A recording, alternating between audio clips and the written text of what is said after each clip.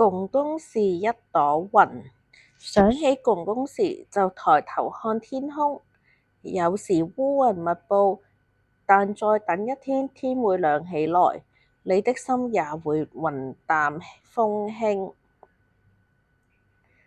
下課了，每天都是第一個跑出來學校的小青蛙，今天是最後一個離開。傍晚的燕子飛得很快，小青蛙卻一點兒也不想和它們比賽。以前快要下雨的時候，小青蛙會和媽媽公公到這裡比賽往上爬，公公總是跑第一。和媽媽公公一起看雲，一起期待下雨。下雨前有風，風中有遠方的花香，好舒服啊！小青蛙很快就能忘記公公不把第一名讓給他的不開心。雨水滴滴答答落下，又濕又涼。那時公公總會說：青蛙啊，皮膚就是要濕涼涼的才舒服。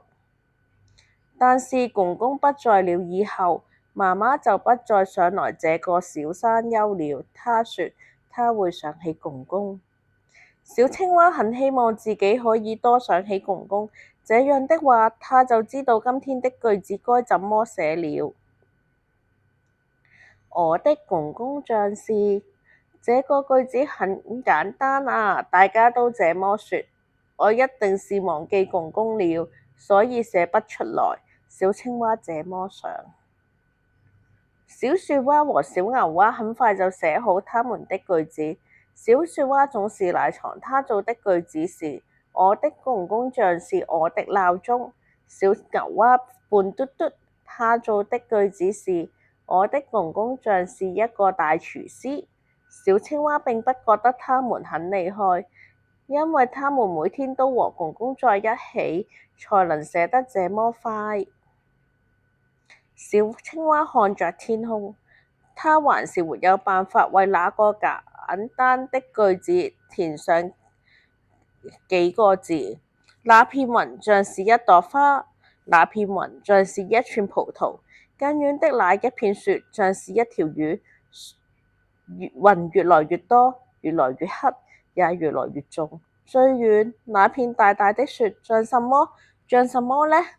小青蛙睡着了。青蛙啊，皮膚就是要濕濕涼涼的才舒服。小青蛙好像聽到公公這樣說，但是叫醒它的是滴滴答答的雨水。那片像花的雲變成一朵更大的花，葡萄被風吹乾，掉了幾顆，魚不見了，變成了魚，游向大海。那片好大的雲變得比較小了，現在它看起來就像是公公。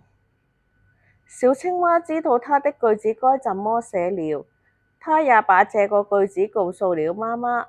我的公公像是一朵雲。小青蛙說：公公是一朵雲？媽媽好像不太懂的樣子。是啊，公公可以變成很多不同的東西，有時會變回青蛙，也會變成我們最愛的魚。媽媽說。現在媽媽看起來也喜歡這個句子。青蛙啊，皮膚就是要濕濕涼涼的才舒服。小青蛙和媽媽一起說出一樣的話，真好玩。我們來比賽。媽媽還沒說完話，就往山丘上跳。等等我，小青蛙從沒看見媽媽跳得這麼快。蹦蹦蹦，兩隻青蛙一齊跳咗上山丘啦。媽媽，我們以後也會變成雲嗎？會啊！哎呀，又讓你公公拿到第一名。